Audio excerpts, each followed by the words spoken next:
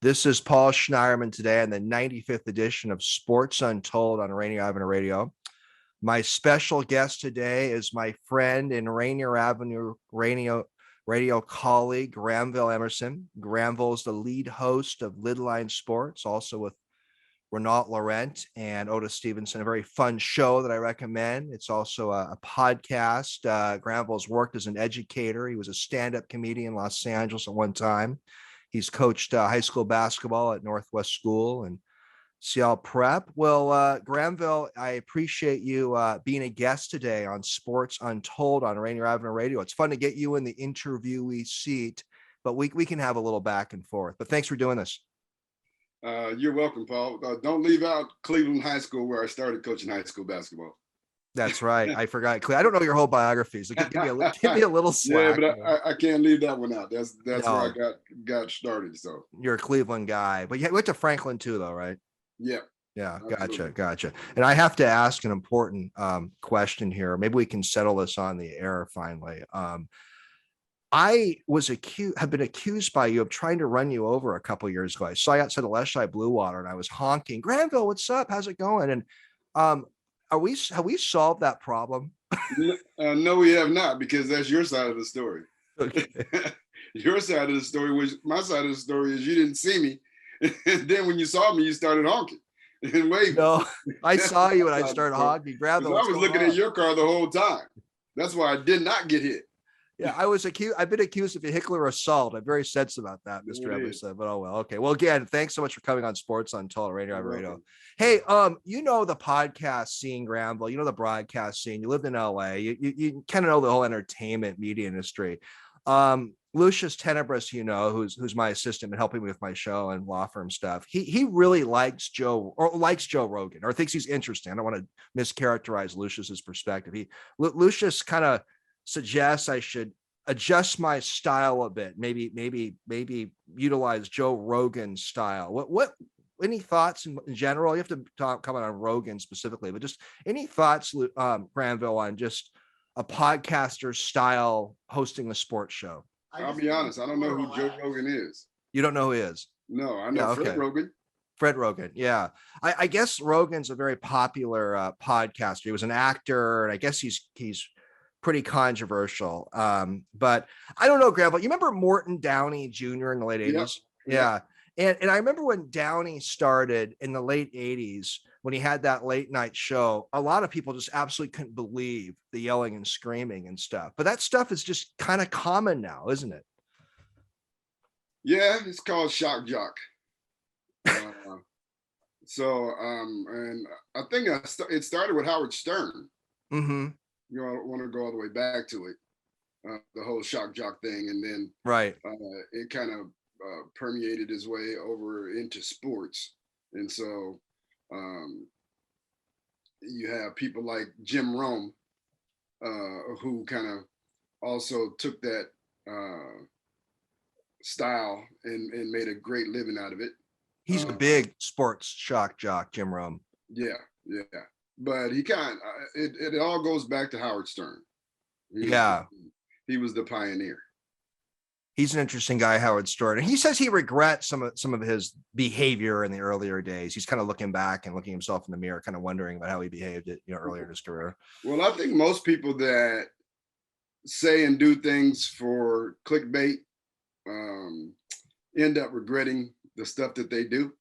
They look back on it and say, wow, I can't believe I did that. I can't believe I said that. And they did it for ratings. Right. I feel like they felt at that particular time, that's what they needed to do to make their mark and establish themselves in the field. And then when they look back on it, they go, wow, I didn't know I went that far. I know it. Well, I'm trying to get better and live and learn and be introspective, but I like to learn more from my guests. That we all have our styles. I like to kind of listen and learn, but I'm not the biggest yeller and screamer, but maybe I'm, I don't know, being Generation X, maybe I'm just getting older and what the younger generation likes more. I don't know, just trying to figure it out. Well, we all, every generation looks back at the other generation and goes, wow, I can't believe they're doing that. I know. And being 50 now, it's like I'm looking at the younger generation, go wondering, like, was I like that when I was younger? Maybe a little bit, but pretty much you were. Yeah, yeah, I'm still a kid in some ways. Right. Hey, Granville, you love sports, and we've been friends for about 4 years now, and you're a big sports junkie, but I got a couple questions for you about some sports figures that you'd like to chat with. Who's a living sports figure that you would just love to interview or have a conversation with? Could be a GM, player, manager. Who's a living sports figure you would just love to chat with? I'd have to say Bill Russell. And that's because the first job that I had as a kid, I believe I was 12 years old. Well, actually, when Russell got the job, I was 13. But Bill Russell was the head coach of the Seattle Supersonics, and I was a ball boy. Right. And so those years, being a ball boy and working under him, I'd love to talk to him about those days. Bill Russell was a character. And at that particular time, it was his first head coaching job, not being a player coach. He was a player head coach with the Boston Celtics. Right. And so I'd like to talk to him about that whole transition from player coach to coach, from Celtics to the Sonics, and how I thought that he came in and he tried to make Seattle Boston West. And so, I mean, he changed our uniforms and they looked exactly like the Celtics uniforms, except for they had white and gold trim on the green instead of just white trim. And it looked just like the Celtics. And so I'd like to talk to him about that. I'd like to talk to him about his philosophy. He used to bring a baseball bat to practice and kept it underneath his chair during the games. And I'd like to talk to him about that and why he did that. I have my thoughts. We had a guy by the name of John Brisker on the team, and he was the toughest guy in the NBA. A lot of fights with that guy. And so maybe it was his way of intimidating him to stay in line and accept his coaching because he had that baseball bat. And so just all of that, where his kids are now. His son Buddha and I were kind of friends back then. We were the same age. His daughter Karen, I see her on a lot of she's an attorney too. Yeah, I see her on a lot of the interviews that they have with Bill. She's always with them. So I'd love to talk to him. I think he'd be the one. Well, he's a very iconic figure, and he has so many insights living through the civil rights movement days and all that as well. Yeah, yeah, and I love to talk to him about that as well. Just what he had to go through as a player living in Boston. I've read a lot of accounts of the trauma that he endured just to be a player in Boston. So yeah. He would be a fascinating guy to speak to. I met him a couple of times, but I certainly don't know him. And I asked Steve Rabel the same question I asked you, and Steve Rabel gave the answer of Bill Russell. So you're the second person who I've asked the question of what living sports figure he chat was. You're the second person that said Bill Russell. He's kind of known, isn't he kind of known as a kind of a hard to get to know guy, kind of a tough guy, Bill Russell. He's not known as the most personal guy in the world, right? Well, yeah, he's always been an aloof personality. Yeah. And that's just what he is. I think in his latter stages, he's kind of opened up a little bit more. He was a recluse almost at one particular time, but now, especially since they gave him the honor of the Defensive Player of the Year award being named after him, the Bill Russell Award, that's kind of brought him out. Right. Lives on Mercer Island. Yeah, he's a Seattle guy. He's lived on Mercer Island since the 70s. Yeah, no, that's a great name. Who's a deceased sports person history, Granville, you would have loved to have had an interview or a conversation with?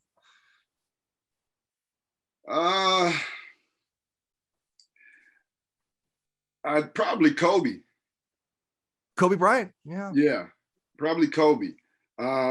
I've had encounters with Kobe, but I've never had conversations with Kobe.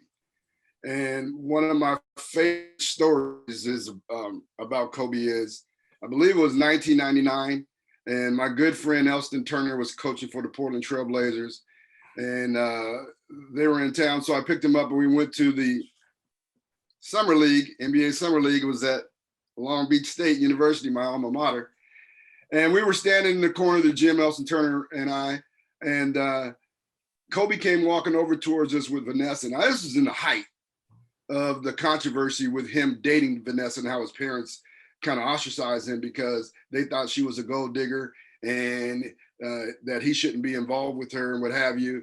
And I can remember this day, I watched them walking across the gym floor towards us. And in my mind, I said, wow, they're just two teenagers in love. You could see it. You saw the sparks. Yeah, you could see it, right? They walked over towards us hand in hand. Kobe with that big smile. Vanessa looked happy. And he walked over and shook hands with Elson because, of course, he knew him.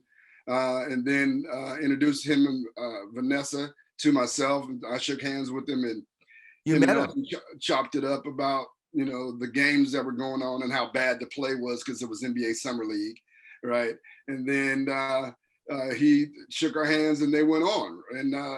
And then after that, every time I would see him, he would like give me a head up, give me a nod, right? And because Elson coached with the Sacramento Kings during that time when the Lakers were playing them in the Western Conference Finals. So I would go to Laker games when Elson would come to town and then wait for him after the game in the bowels of the stadium and talk to him the whole time until he had to get on the bus. Good friend of yours, Elson Turner. Yeah. And so one time, Shaq came over while I was talking to him, and Shaq and Elson Turner and I are fraternity brothers in Omega Psi Phi fraternity. Mm-hmm. So Elson introduced me to Shaq, shook his hand, was like hugging a bear.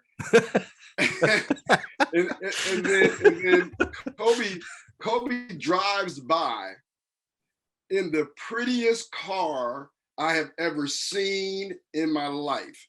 It was a cream on cream Rolls Royce. Oh my God. Had the top dropped, right?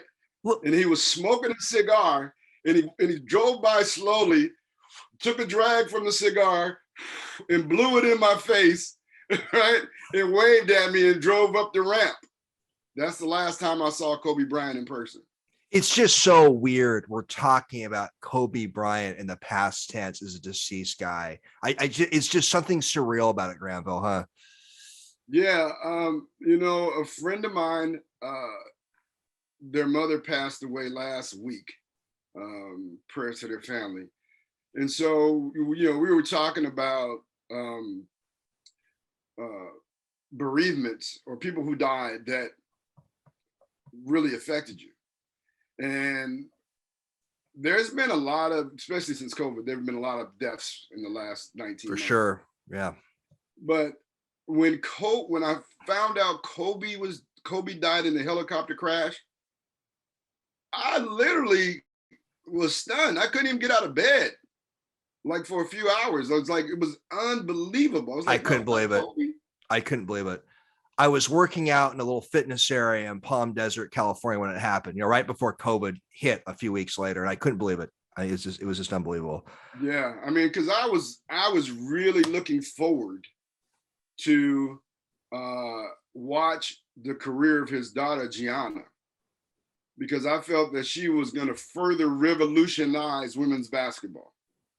I mean, she was so good and so talented at her age, and having a dad like Kobe, and she had Kobe's Mamba mentality, and Kobe was pouring all of his skills into her. I was really looking forward to watching her. Oh, and for sure. It was a double tragedy. Oh, absolutely. Your point's a very good one about the basketball future his daughter could have had. It's very powerful. Hey, let me rewind for a second. Life period, right? Yeah. Oh, for sure. Yeah. Let me rewind for 1 second, Granville. You know who's a living sports figure I would love to chat with is Willie Mays. Yeah. He would be up there in someone I would love to chat with. I think he'd be fascinating. He just turned 90 this year, so he'd be a great guy to talk to. Granville, all right, we've gotten a couple Mariners games together. I know you're probably more of a casual baseball fan, but you follow the M's and stuff. What'd you think of the fans erupting so much in late July when Kendall Graveman, the relief pitcher, got traded? It's almost like some fans perceived it like they traded Griffey or Buhner in their primes. What'd you think of that? Were you kind of surprised how the fans, just like all these like ultra casual fans, got so fired up about it? Well, not really. I was not surprised because what happened was it was the moment that they traded him. Number one, they were in a homestand versus the Houston Astros, and they traded him to the Houston Astros, True. who they were a half a game behind for the wild card race, right? So, and then when you look at the Mariners and their abysmal record of even making it to the playoffs, and they're in a playoff run, and the reason why they're in a playoff run was because of their pitching, and you trade one of their best pitchers, you're like, what the hell are you doing? Right? And here's the old adage, if it ain't broke, don't fix it.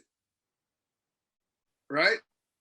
Well, there was an issue with club control with Graveman. This Toro guy has actually been tearing it up, this guy we got. And plus we got this Diego. Back up. What do you mean by club control? Well, because I think we have Toro through like 2025 and Graveman was a free agent of the year. I'm just giving our perspective on it. And plus, if you look at the trades in totality, we got this Costello guy. I'm not even talking about the reality of the trade. I'm talking about fan perception. Fan perception. Yeah, I got you. It just seemed that, and you're right, we had a huge win against Houston the night before, and then Graveman gets traded the next morning or early afternoon. Right. Yeah. Right. Dipoto had a, you know, I don't follow all the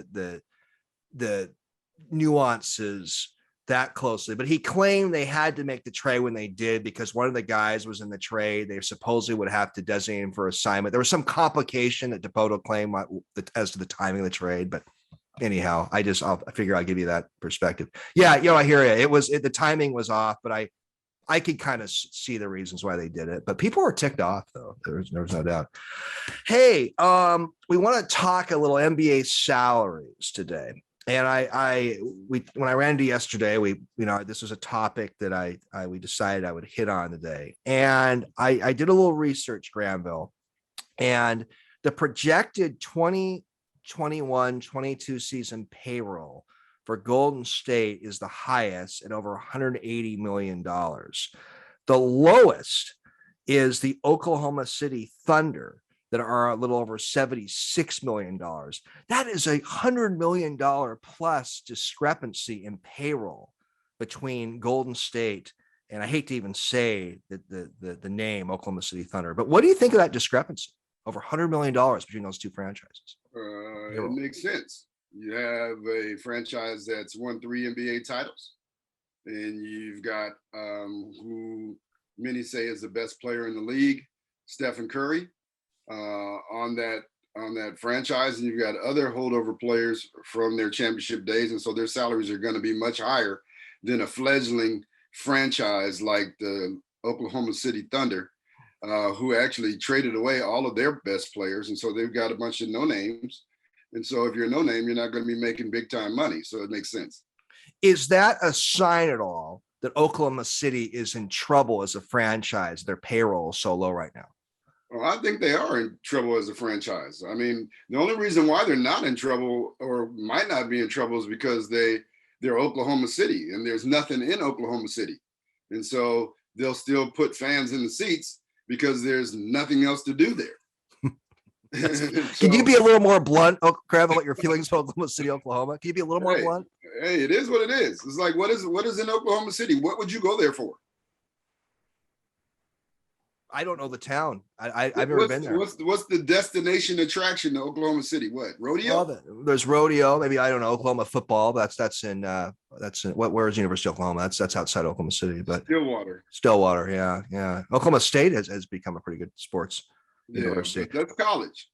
We're talking pros. So the highest paid player next year, this coming season, is projected to be Stephen Curry at $44 million and change. Granville, is the NBA, could it be kind of like a derivative during the 2008 credit crisis? Could this whole thing crash when you have guys making $44 million plus a year? I say no, because if they're paying him that much money, then they're making billions upon billions. Most people don't understand. If you look at the NBA now, look at the number of foreign players in the NBA. So if you take this year's champion, Giannis Antetokounmpo, He's from Greece. Right. Right. And he's Nigerian born. Right. So the NBA is now and has established itself as a global entity. Very true. All right. So they're making money hand over fist as they expand the NBA into markets that they traditionally have not been in, and then also drive their stake deeper into other international markets and expand it in Europe and in Africa. And so, no, I don't think that. I think that those salaries is just a sign of the popularity of the game. The strength of the league is a way to look at it. Paul Schneiderman, host of Sports Untold on Rainier Avenue Radio, with one of my fellow colleagues on Rainier Avenue Radio, Granville Emerson, the host of Lidline Sports. Granville, what do you see on the expansion front in the NBA? Are you pretty confident that Seattle will get a team back with another city in the next 3-4 years? What's the Granville crystal ball say on NBA expansion? Well, I've said this for, I don't know, probably the last 5 years, or the last definitely 2 or 3 years on Lidline Sports. Seattle will get the next expansion franchise. And I think it'll be within the next 2 to 5 years. The only thing holding Seattle up from getting a franchise was having an NBA-ready arena. They have that now in Climate Pledge Arena, where the Seattle Kraken will play. And why I'm so confident is because, once again, I'll refer back to my friend Nelson Turner, who's up until last year had been coaching in the NBA for about 20 years. He had always told me how the people in the league had been wanting the league to get back in Seattle. The kicker is, I do not see the NBA allowing the NHL, the NFL, and Major League Baseball, soon to come, in Las Vegas, and the NBA not have a franchise in Las Vegas. So to expand, they need to expand with 2 teams. Right. Right. So my prediction is within the next 2 to 5 years, the NBA expands to Las Vegas and Seattle. A lot of the pundits see that happening as well, and we'll have to see what happens. And do you think the COVID financial decline issues will contribute to the NBA's decision to perhaps expand the next 2 to 5 years? Well, I think not in a negative way. I mean, their asking price now is $1.9 billion for an expansion fee. Yeah. So that will help them financially to expand. Probably, but some of the owners may calculate it that we have to div up more money and all that, but I don't have all the balance sheets in front of me by any means. Hey, Granville, I'm a guy, grew up in Seattle, huge Sonics fan, used to go to NBA draft day parties, and even through the 2008 season, I'd follow the team, and I knew who a lot of the bench warmers were in NBA rosters. I just don't follow that much anymore. I'm just still resentful they left. Is it time for guys like me to get over it? Why? Why? Until we get a team back, why do you need to get over it? Just get over it. Well, that's how I feel. I just don't, but I don't really know a lot of the average. Yeah, well, that's what players happens. are anymore. That's what happens when you don't have a team. I mean, you don't follow it as close. I don't follow it as close either. But you still follow it. I hear you on line. You get into trade talk. I really don't. I mean, I think this is the first season that I actually watched games during the regular season since the Sonics left. Really? Okay. Yeah. I thought you followed a little more closely. No. I get started. You ask Pep or Otis. I get started in the playoffs. Yeah, get more into it. Hey, I'm gonna have a little. I like to hit a potpourri of topics. I'm gonna have a little switcheroo here. I have this book called Sports Cinema. It's fun. It came out in 2006, a little outdated now, but still fun. And this guy, the author named Randy Williams, he ranks the top 100 sports movies. It's fun. It's fun. And here's the top 5 sports movies that he has. And he has number 1, The Hustler with Paul Newman, number 2, Bull Durham, Number 3, This Sporting Life, a 1963 movie with Richard Harris, a rugby movie I saw. I thought it was okay. 4, Chariots of Fire, great movie. 5, Raging Bull. Do you like that list? And what are some of your favorite sports movies? You're laughing. Because I don't think any of those are in my top 5. Okay. Well, let me throw out some other movies, sports movies. Rocky, Hoop Dreams, The Hustler with Paul Newman, that's about pool. That's about pool. Is that really sports? Well, that's an interesting question. You kind of read my mind on my next question there. Let's hear. That's his number 1 movie. Yeah, so number 1 he has. You disagree. Like, you have a questionably non-sports movie that you got as your number 1 sports movie. That's interesting point. You know, I think Raging Bull was a great movie. Raging Bull is a classic. Yes, that is 5. That's De Niro at his finest. One of the greatest actors of all time. Great actor. Chariots of Fire is too old to be listed in anybody's top 10. I thought it was a good movie. Dealt with, but that was like 900 years ago. If you watch Chariots of Fire right now, you're a movie person, you really can't watch it because it looks too hokey. Yeah, it deals with some heavy topics of like anti-Semitism and racism, stuff like that. But yeah, I can see how this generation. I like Chariots of Fire. So I was mentioning some other ones, like Rocky was great. Hoop Dreams, great movie. The Natural. I thought Any Given Sunday of Pacino was a good one. Hoosiers, 8 Men Out. Are those good ones? They're all good ones. There's Major League is one of my favorites. That's a good one. Yeah. Remember the Titans is one of my favorites. That's a good one. Yeah. There are a number. He Got Game. Like, that's a great one. Game is like, I could watch it anytime it comes on. I like Hoop Dreams a lot. I thought that was very well done. Hoop Dreams is cool. Yeah, it's a good one. Another one that's way underrated took place at Roosevelt High School, The Heart of the Game. I mean, it's a really good documentary about women's basketball. Yeah, Darnella Frazier. That was really good. Great movie. Hey, okay, so you pointed out, you're like, which is a good point. This guy has The Hustler as number 1 sports movie all time. And there's very problematic. There's an issue if pool is really a sport. Maybe it's more of a game. But listen to this. He also has Caddyshack in the top 100. Is Caddyshack a sports movie, Granville? It's in the top 100. He has in the top 100 sports movie. It's about golf. Yeah. As its premise. True. It's a sports movie. It's a great movie. I think of it more as a comedy than a sports movie. It's a comedy, but it's a sports movie. Sports True. Comedy. All right. We'll keep just like yeah. Well, I was gonna say something else, but go ahead. No, you can say what you want to say.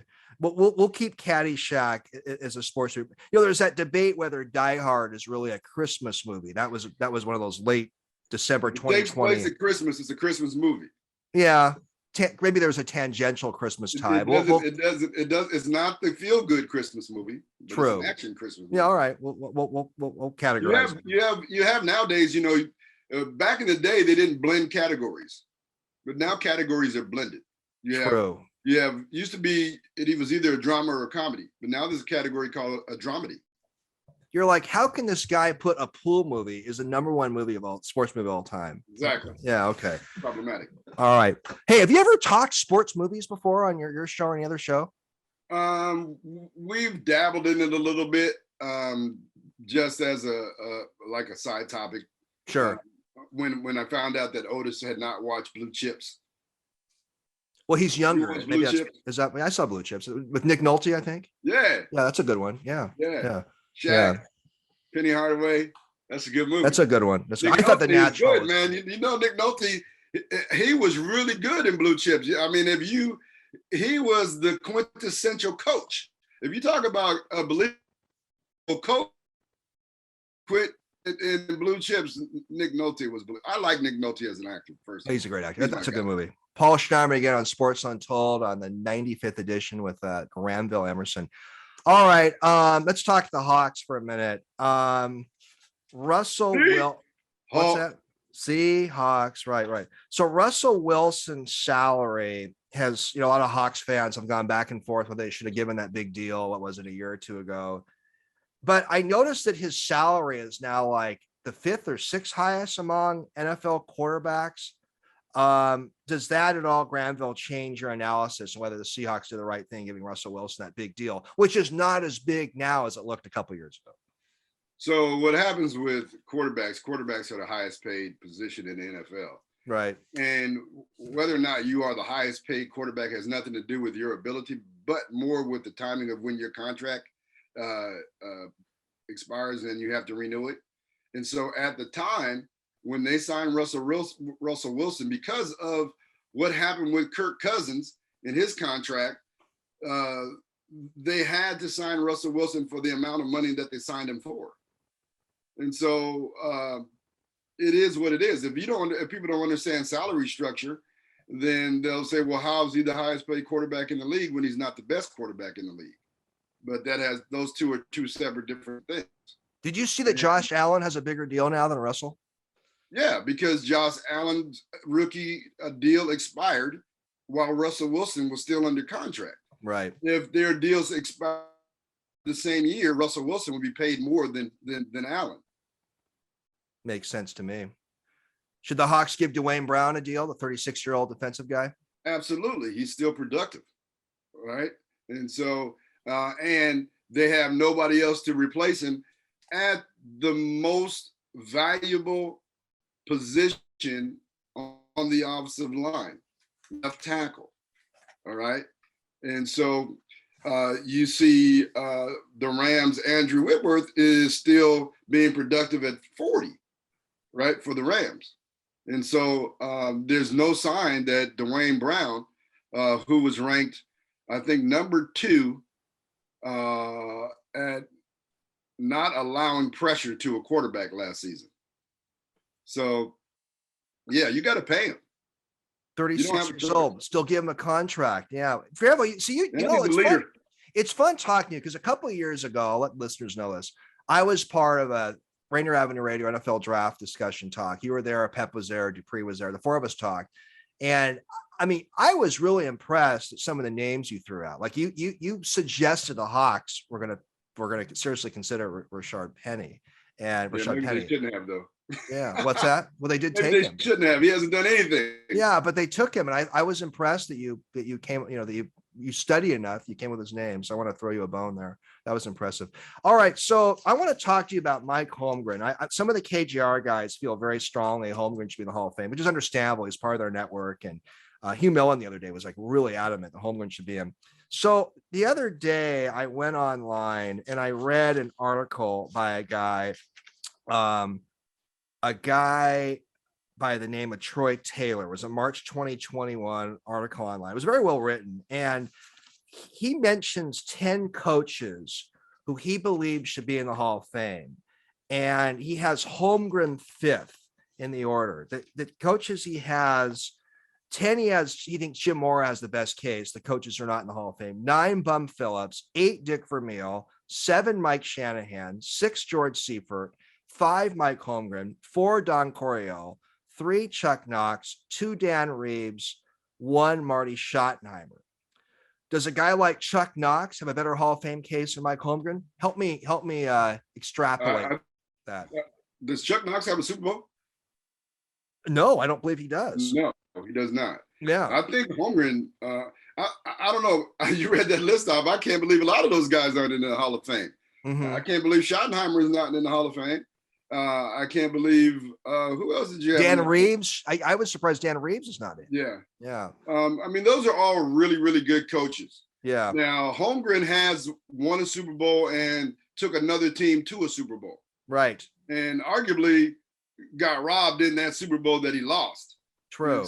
And so I would say Holmgren belongs in the Hall of Fame.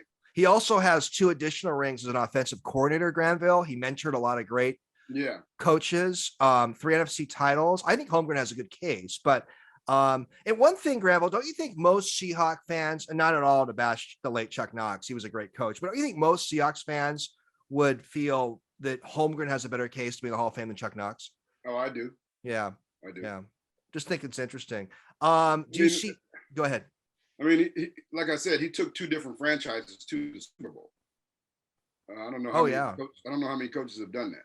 Right. Kind of interesting. This is just one guy's opinion that he has Holmgren number 5 of the coaches who are not in and should be in. He has Coryell, Knox, Reeves, and Schottenheimer higher. I'd have to probably crunch the numbers and go through the Yeah, I'm stats and all surprised that. Don Coryell is not in the Hall of Fame.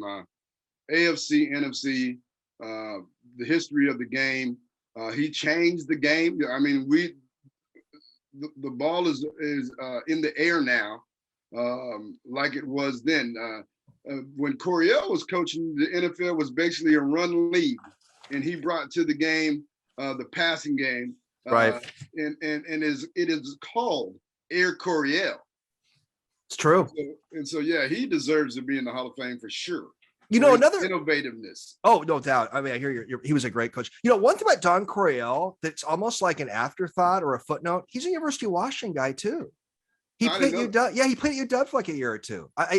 Yeah, people for some reason don't label him as a Husky, but I think he has a year or two in the UW. Yeah. So that's another little. Well, that's fun conversation. And do you think Pete Carroll, when he retires, will be in the Hall of Fame? Pete will definitely be in the Hall of Fame because of what he did in college and in the NFL. Yeah, and one thing I think, well, the College Football Hall of Fame is separate, but one thing Carroll has going for him too, Granville, I would think, is that he was a great coach of the 20-teens decade as well. Yeah, that would probably help his case. Granville, a little switch of subjects here again. I want to get your take on the Seattle Kraken, and they're gonna have their first regular season game in October. The Kraken have hired 2 African American men to be part of their broadcasting team. Do you see the Kraken becoming a franchise that can really introduce hockey to more communities, not just community of colors, but to in general? Do you think the Kraken could there be something, to steal Joe Biden's line, could this be a big effing deal, the Kraken? Well, history has shown in the city of Seattle that major league professional major franchises have a direct impact on youth sports. And so there will be no doubt kids that gravitate towards hockey. And how many and how fast really depends on the outreach of the Kraken into the community. So for instance, when I first moved back to Seattle from Los Angeles and I got involved with coaching basketball, Rick Dupree, who does one-on-one with Dupe. Know him well. He's our colleague and friend. He was working for the Sonics at that particular time, and he got me involved with a lot of Sonic Storm's basketball camps. So we went out into the community, and we put on these camps. And so those type of things help bring interest to the sport. When you reach out to youth and invite them in to meet your players, to be involved with your players in playing that particular sport. And so if the Kraken do that, of course, there'll be more interest in hockey in Seattle than there has been historically. Do you feel pretty good that there could be, I don't know if renaissance is the right word, but some sort of real heavy interest of hockey in some communities of color? Did you see this thing? It depends. It depends on the success of the franchise. People love winners. And so if you can ask most top basketball players that come out of Seattle, what influenced them the most to pick up the basketball and play the game, or to work hard at playing the game, and they'll point directly back to the Sonics that played Michael Jordan and Chicago Bulls in the NBA Finals. Remember well. So if the Kraken ascend to a level where they're playing championship hockey, there's no doubt that there'll be players in all communities that say, hey, let me play that game. And then once you play a game, I don't care what that game is, you might find out that you have either and or talent or passion for that game. In Seattle's had a club hockey scene for decades. So maybe that could be expanded to some more communities. We'll see. Oh yeah. I mean, I used to go to the Seattle Totems games when I was a kid. And so, yeah, I mean, hockey's been around in Seattle. They have Seattle Thunderbirds. I went to a couple of their games at the ShoWare Center out in Kent. Those are fun. Been a couple too. Yeah. We can't forget the 1917 Stanley Cup, the Seattle franchise that won the Stanley Cup. 1917? Been a while. I know, been a while. 1917? What year was that? Well, I wasn't around then. For you? Hey, you got time for a few more questions, Granville? I'm having a great time. You got time for a few more questions? Thanks. Hey, this whole NFL COVID policy is getting controversial. They have a policy where I believe if a team of unvaccinated players or staff causes an outbreak, and if the team has to be rescheduled, the team will forfeit the game. There's provisions where players on both teams will have to forfeit their weekly salary if the game gets forfeited. DeAndre Hopkins, there's some prominent players protesting it. What do you think, Granville, all these COVID protocols the National Football League is enacting? Drastic times require drastic measures. And we are in drastic times, should I say, trying to prohibit another shutdown in our country with the Delta variant. And so if people don't want to get vaccinated, then they should suffer some repercussions. They should be required to do whatever they need to do to make sure that the people around them are safe. And so people don't understand that the COVID protocols are really not so much about you as it's about other people, because you could have COVID and be asymptomatic and give it to me unknowingly and I die. Yeah, that's no joke. There's nothing like that. There's no other disease like that, right? And so that being said, we have to take the steps to mitigate that. And if people don't want to volitionally mitigate it, then it has to be required. Well, I think you're 100% right. I mean, I agree with you. And I'm going to put on a legal hat for a second. You know, there's an old 1905 U.S. Supreme Court case. The U.S. Supreme Court ruled that a mandatory Massachusetts vaccination program is constitutional regarding the smallpox. If you want to go back 116 years, there is Supreme Court precedent on this. So when people get so riled up about leagues and other institutions taking measures like this, I'm not going to totally go there, but there is a legal case for complete mandatory vaccinations. Just food for thought. You know, when it comes to public safety, it's what needs to be done to keep the public safe. And if that infringes on your so-called civil liberties, then that's the way it goes. Yeah.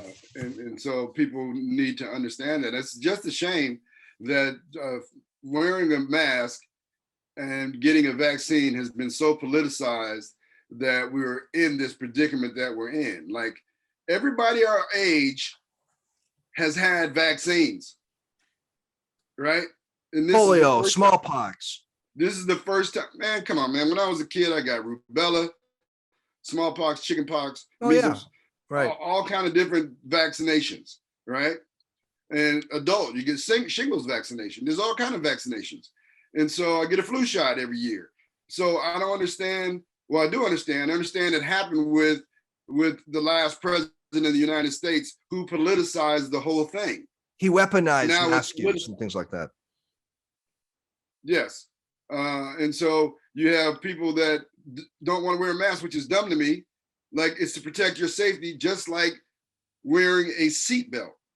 You're going to say I'm not wearing a seatbelt because you're infringing on my civil liberties? Well, you'll get a ticket. It really is a public health, public safety issue. So what would you tell DeAndre Hopkins and some of those guys protesting? What would you say to those guys if you ran into them? You know? What would I tell them? Yeah, just what you're telling me right now, basically, right? I would tell them that if you don't want to get vaccinated, you have to do what the league wants you to do. Yeah, right. How would you handle Nick Roll? Or you're not play. You make the choice. Everybody got choices in life, right? Nobody's making them do anything. You got a choice: get vaccinated or follow the COVID protocols. You're not going to just not do either one of them. Right. And if you don't do either one of them, then you don't deserve to play. I tend to agree. And that's your choice. How should Nick Rolovich at Washington State be handled right now? I'd fire him. He's putting the kids look up to coaches, and he's putting their lives in danger and the lives of their family members and friends in danger. I wonder how his contract is written. He signed it, I think, in January 2020, right before the pandemic really hit in mid-March of 2020. I'd be very curious to about the contractual language in his deal. It just kind of fascinates me. You can get rid of anybody. Yeah, right. Pay him or whatever, but right now he's endangering the lives of people. Yeah, that's irresponsible as a head coach. And they're requiring, and the universities in our state are requiring students and staff to be vaccinated. Is there an exception for Rolovich? He's a faculty member at Washington State University. Right. I mean, hey, I coach basketball at Seattle Prep. All of our students and faculty have to be vaccinated. Right. Or you can go find another job. Right. May I get a couple more questions in? Paul Schneiderman of Sports Untold on Rainier Avenue Radio with Granville Emerson, the 95th edition, having a lot of fun here. Granville, I read an article this morning in the Atlantic. It's a very provocative article, and it's a good online magazine. And the Atlantic article, the title of it is "It Time to Ban the Olympics?" And this writer's opinion is the Olympics are synonymous with overspending, corruption, and autocratic regimes. This writer believes the IOC is corrupt. Tokyo Olympics have gone, I believe the projected amount it would cost $7.3 billion, went to $28 billion. Banning the Olympics, does that go too far? Of course it does. I mean, writers write. That's their job. Opinion writers write opinion pieces. That's their job. And so it goes back to what we were talking about earlier about shock jocks. Well, you got shock writers, right? They come up with crazy, outlandish stories and theories, and then do some pseudo research to try to justify their opinion, and then put out an article like he did. Of course, everybody knows the IOC is corrupt. It's been corrupt, right? The Olympics are not about the IOC. It's about bringing nations together. That's what it's about. It's what it's always been about. And so work to clean up the corruption, but you don't throw the baby out with the bathwater. Well, I think banning them goes too far. But here's another idea. I had a guest on my show, a sports economist named Andrew Zimbalist, and he believes the Olympics are a financial dog for most cities and countries that host them. He believes they should have. Hold on. You've a financial dog. Then why do cities want the Olympics? Well, it's a lot of prestige. But here's Zimbalist's proposal. It makes the city money. Well, there's a question because a lot of cities have gotten into debt in countries like Rio in 2016. But here's what Zimbalist proposes. Give me your opinion on this, Granville. Zimbalist proposes they should just have the Summer Olympics every 4 years in the city of Los Angeles. He believes LA has the infrastructure. He thinks they should just do an LA every 4 years. What do you think of that? No, because part of the intrigue of the Olympics is the city that it's going to be in. And then going to that city to compete for the athletes, going to that particular Olympic village. All the Olympic villages are different. And that's the experience that the Olympic athlete has. And then you have, in non-COVID years, then you have family and friends who travel to the Olympics. Just for instance, I have a kid that I coached who's German. And I talked to him about the potential of him playing on the German national team in Paris in 2028. Is it 28? No, that's LA's 28. 2024. It's all messed up because of COVID. 2024. And so if that happens, I would go to Paris, right? So that would be a lifetime experience for me, right? And so you'd be taking away people's lifetime experiences of traveling to a destination to watch their friend or family compete in the highest national event. So you just don't buy the premise that a lot of these cities that host Olympic Games end up being in financial trouble. You just don't buy that premise. No, and if they are in financial troubles, because that particular city mismanaged it, and you know yourself, all things are not equal, right? If you have someone who manages the budget for the Olympics, for the construction of venues and everything, and you're able to bring in money, and the Olympics, once it comes to your city, is not a finite window.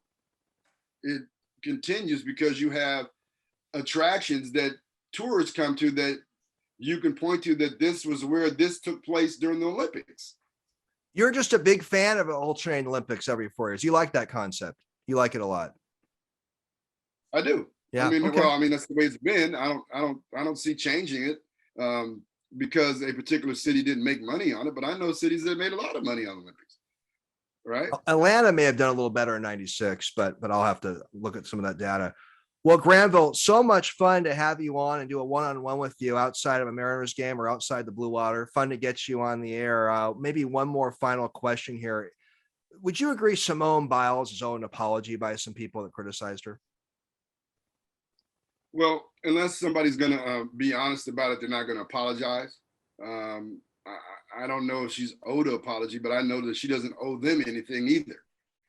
One of the aspects of being in the public spotlight is you're going to be criticized for whatever you do, good, bad, or indifferently.